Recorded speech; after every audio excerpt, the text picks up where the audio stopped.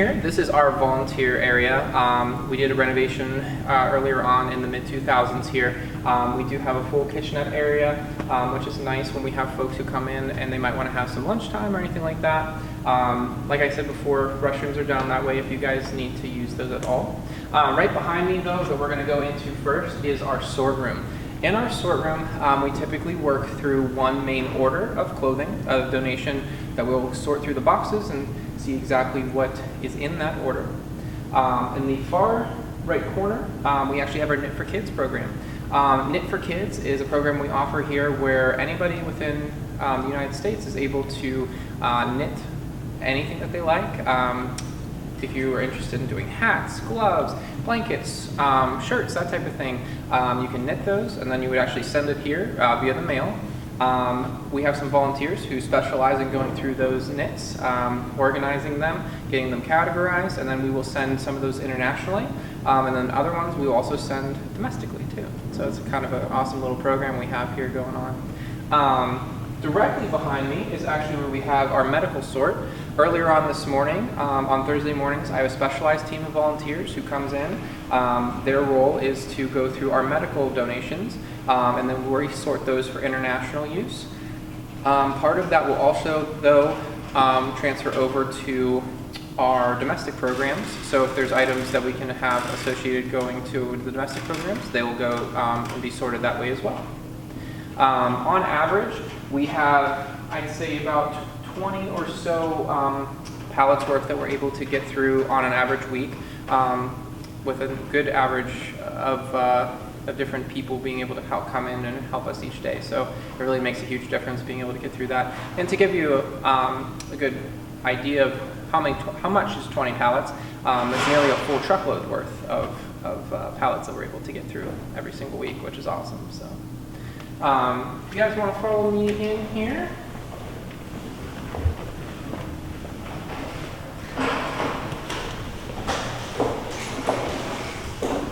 I'll have you guys follow me further into our warehouse area here. So I'll open this up here for you. Oh, okay. That's very nice.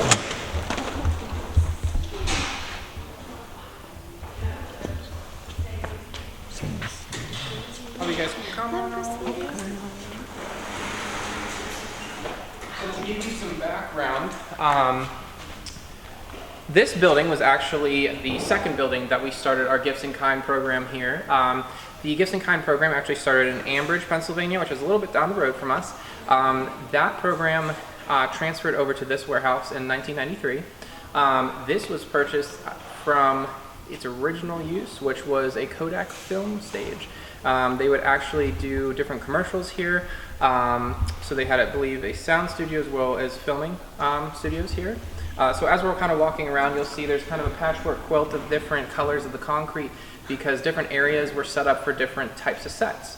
So if they were shooting a particular commercial that was outdoors, one that might be indoors, and vice versa, they would have a different set up for that.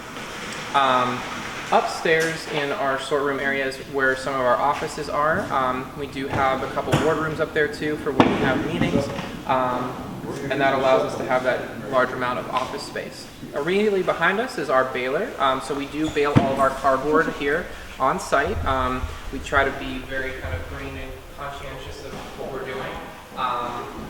So all of our cardboard isn't just thrown away, it is recycled through that baling program that we have.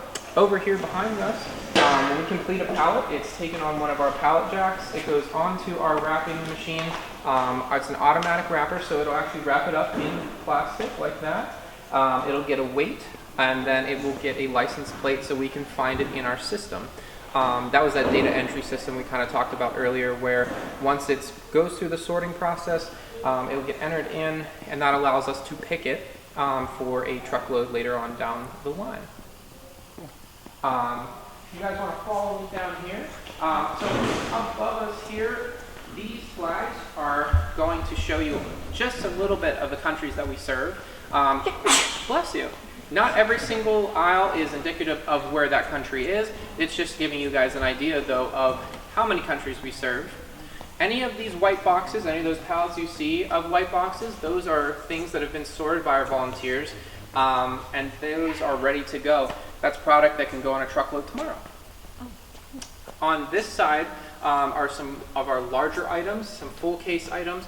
So if you've got things that are full in box, those might make their way on this side of the warehouse. So that way we have an extra way to store them. They're not interfering with any of the smaller stuff on the right-hand side here. Now this is the main two portions of the warehouse. This was the main and original building. The volunteer area, the sort room, and this portion of the warehouse. As we come down further in here, I'm sure you're already seeing, we do have an addition that was put on in 2010. And that essentially doubled our capacity, which is really awesome. Right here, I always get the question, how do you get to those pallets up top? This is a specialized piece of equipment. It's called a swing reach. We have 2 of those here in this building. We have 3 regular forklifts and 2 of these. What's really kind of cool is the forks on this articulate 180 degrees, so you're actually able to go in, grab a pallet, flip it all the way out front-wise, or you could even flip it all the way around and go on the other side of the racking. And that will actually go all the way up to the top of the ceiling. And it'll go even to the ceiling in our addition as well. You can actually see one of our staff members right now is actually all the way up on the high level there in the swing reach. Coming down a little bit further, this is our United States programs, or USP area.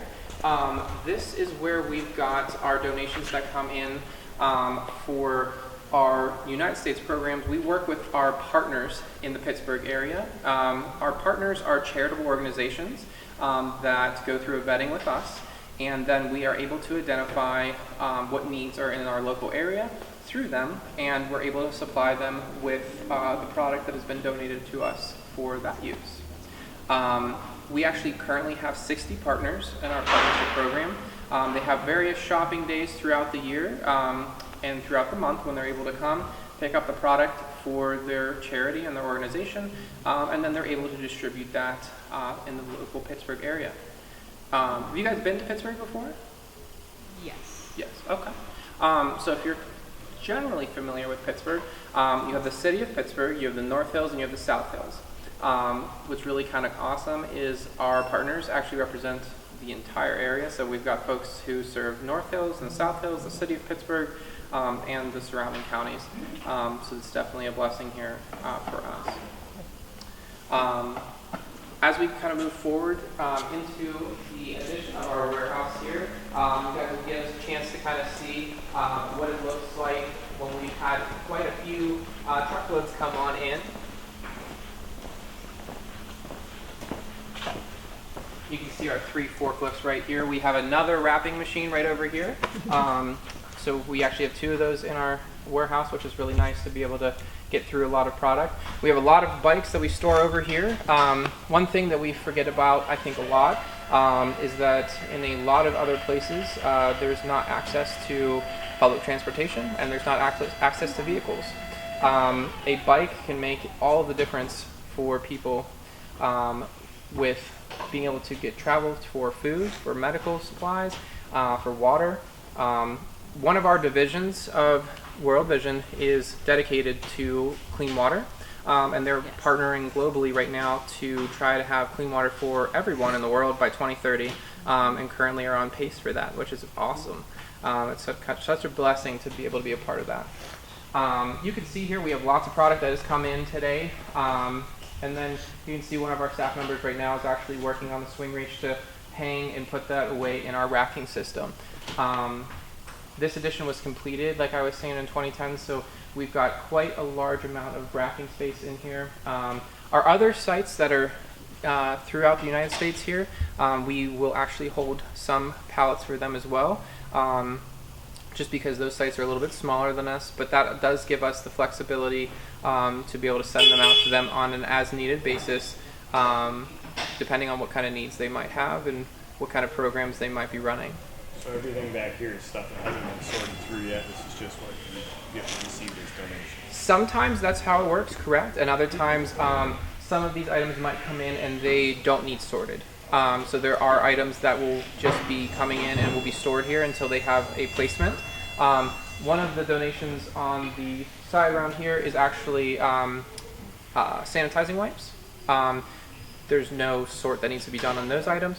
These donations right here, they would need to be sorted for our United States partners, but that'll be done at the specific site that the product would go to. So yeah. What's nice is with having these 3 bays here, we are able to have 3 truckloads here at any time. How you doing? Which allows us Good to see to ya. really be able to get product in, get product out.